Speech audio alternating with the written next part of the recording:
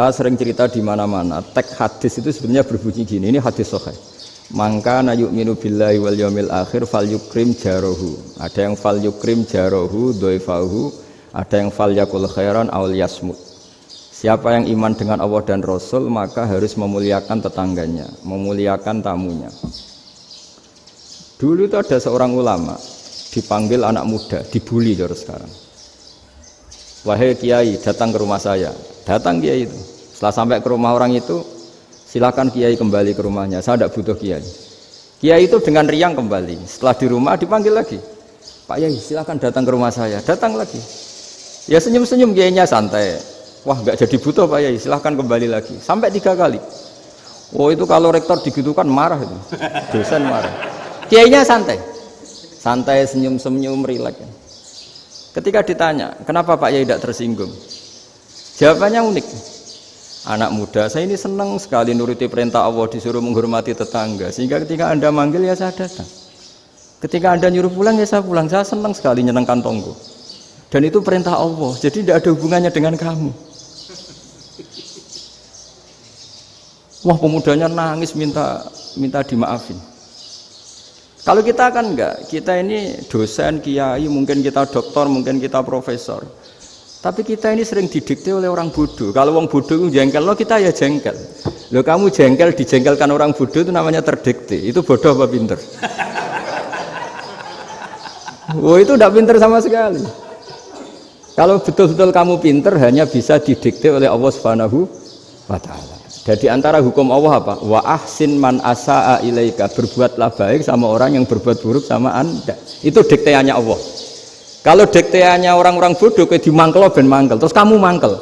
Itu bodoh apa pinter? Nah, problem kita kekinian adalah wong pinter, wong bodoh itu podo-podo bisa didikte oleh sekelilingnya. Terus karuan wataknya perempuan seperti itu, wataknya anak-anak seperti itu, kita didikte. Anak-anak jengkelin kita mangkel, berarti kita didikte oleh orang bodoh.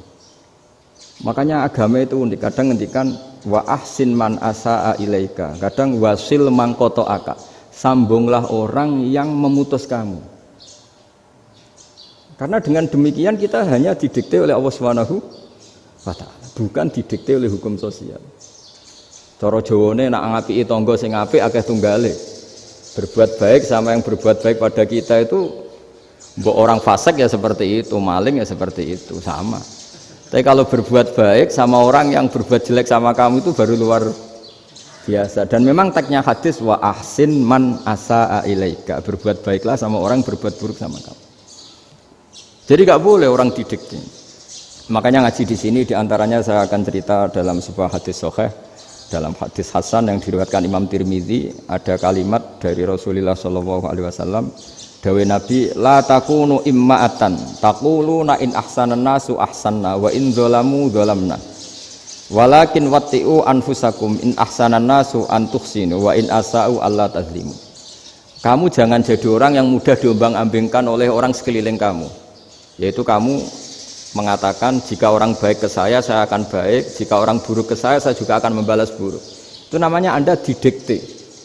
Tapi berkomitmenlah kamu akan berbuat baik meskipun orang lain berbuat buruk. Nah sekarang logika sosialnya begini. Kalau di Indonesia itu ada 1000 kiai, ada 1000 profesor yang ingin membenahi Indonesia. Rata-rata orang awam itu semau gue. Terus mereka mendikte kita. Perilakunya agak simpatik, perilakunya jengkelin. Terus 1000 profesor ini ikut jengkel. Itu kira-kira jadi solusi apa goblok bareng? Sama 1000 kiai ini ikut jengkel, ini jadi solusi apa goblok bareng? Goblok bareng. Nah problem sekarang kita ini biasa didikte orang bodoh. Nah makanya ciri khas orang muslim itu kata Nabi, mangkana yu'minu billahi wal yaumil akhir. Jadi baik tetangga karena perintahnya Allah dan Rasul. Pentingnya apa? Bedanya karena berbuat baik ini perintahnya Allah, mbok tonggo apik lah kita tetap apik karena perintahnya Allah dan Rasul. Begitu juga dengan hubungan dengan istri, dengan anak. Bojomu lagi cerewet lah ya tetap apik. Karena dengan cara itu kita hanya tunduk kepada Allah dan Rasul. Tapi kalau kamu, istri saya kalau baik ya saya baik, kalau enggak ya enggak. Berarti Anda didikte oleh perilakunya dia. Itu latihan, ya kalau dalam bahasa pondok latihan jadi wali itu yang paling berat itu. Nabi itu kalau sama orang munafik itu sabarnya Masya Allah. Padahal Nabi berso kalau orang itu orang munafik. Karena dengan cara seperti itu, bahwa kebaikan Nabi pada seseorang itu atas perintahnya Allah dan Rasul, bukan atas nama servis. Kalau Nabi hanya baik kepada Abu Bakar, itu mungkin orang bilang, wisadune wong Abu Bakar baik sama Nabi. Tapi kalau Nabi baik sama orang munafik, Abdullah bin Ubay bin Salul, itu kalau nggak perintahnya Allah dan Rasul itu nggak bisa.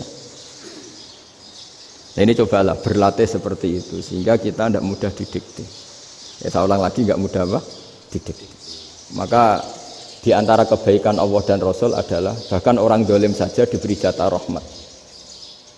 Makanya tadi seperti mukadimah yang dibaca Pak Haris tadi, agama ini rahmatan lil alamin. Orang yang dolim saja dapat jatah apa? Rahmat, apalagi yang soleh. Nah kemudian yang perlu dicatat, kenapa kita menjadi enjoy dengan Islam? Islam itu adalah agama yang tidak didikte oleh materi. Jadi kalau Anda ingin makan enak, mungkin kalau pikiran kebanyakan orang, anak-anak muda yang milenial, yang gaul, ingin makan enak ya makan yang disukai. Misalnya sate atau bakso Malang atau apa. Kalau orang-orang yang jadi wali gak gitu cara berpikir. Ini yang masih orisinil. Ditanya, ini dunia baru kesulitan makanan, baru resesi. Cara makan enak gimana? Jawabannya lucu. Ya gampang, idamuhu alju. Idam itu lauk. Kalau kamu ingin makan lauknya paling enak apa? Alju. Kamu harus lapar banget. Sampean kalau puasa itu melihat tempe itu wah luar biasa. Tapi kalau kamu nggak puasa, air putih itu nggak menantang. Tapi kalau puasa, tempe air putih itu menarik dan Anda tetap lahap. Apa? Karena lauk terbaik adalah alju, yaitu lapar. Lah tapi kita ini enggak. Kita ini kayak orang bodoh. Kayak orang bodoh tadi, profesornya makan nyaman ya kalau sesuai selera. Nah itu kan sama dengan anak-anak ABG. Anak ABG itu makan lahap ya kalau yang disukai. Lalu bedanya apa ABG sama profesor? Kalau cara berpikir masih sama kan itu. Kiainya juga gitu. Kiai makan enak kalau yang disukai, kalau enggak ada. Lalu bedanya apa kiai sama orang awam? Orang awam juga gitu, makan lahap ya kalau yang disukai. Nah ternyata perilaku kita ini yang pintar sama yang bodoh sama Mas. Kalau kamu ingin berkasta lebih baik, itu cara makan enak itu apa? Idamuhu al-ju'. Lauk terbaik adalah karena kita sangat lapar. Makanya masyhur dalam cerita-cerita tarikh sirah nabawiyah. Nabi diberi hadiah, beberapa hadiah. Di antaranya ada yang diterima, ada yang enggak. Termasuk yang dikembalikan itu dokter. Ada seorang raja memberi hadiah Nabi dokter Tobit. Itu sama Nabi dikembalikan karena dokter ini sudah lama kumpul Nabi itu gak pernah sakit. Akhirnya dokter ini putus asa, ini gak perlu diobatin. Ketika ditanya kenapa ya Rasulullah engkau gak pernah sakit, karena kita ini kaum, kita ini komunitas masyarakat yang tidak akan makan kecuali lapar, dan kalau sudah makan berhenti sebelum kenyang.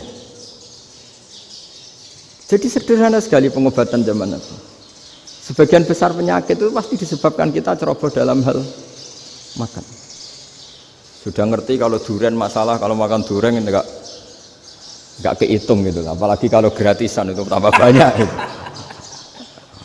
Pola tidur juga gitu kata Nabi, dan kita tidak tidur kalau tidak sangat ngantuk. Nah, itu namanya orang-orang soleh yang sudah tidak didikte materi. Kalau yang didikte materi kan bisa tidur nyenyak kalau kasurnya enak, AC gini-gini. Sebenarnya enggak, tidur enak itu ya kalau sangat ngantuk. Mbok di gudang, mbok di bis, kalau sangat ngantuk ya semuanya ya enak. Sama, mbok lapar, mbok hanya tempe, tapi kalau sangat lapar itu ya enak. Nah ini ilmu yang mulai hilang, ilmu-ilmu yang mulai hilang.